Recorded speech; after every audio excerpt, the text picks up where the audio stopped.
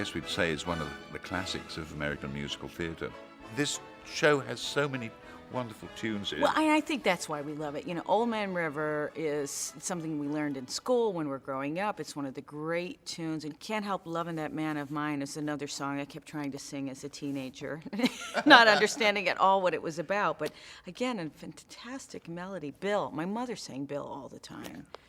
No, it's just my Bill. Yes. Oh, the music is fantastic. We love it. Jerome Kern, one of the great Yes. composers. And somehow, you know, the whole thing of this happening on the Mississippi Yes. and the American heartland is something also that True. speaks to us here in the Midwest, Yes. I think. Part of the show is set in Chicago at the World's Fair.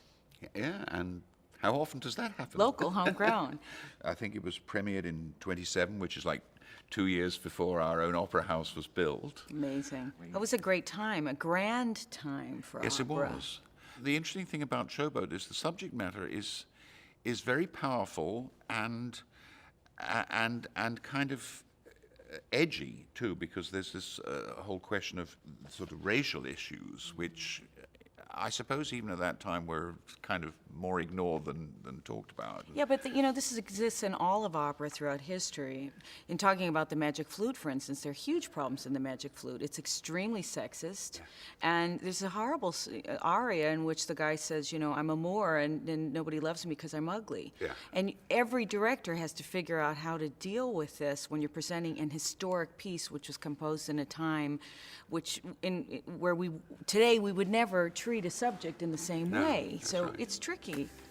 Old Man River, you have a fantastic singer to inhabit that aria. I mean, speaking of bass roles, we had Boris, and now you've got another fantastic bass role, and Morris Robinson is That's right. Joe. And Alison Cambridge again as Julie.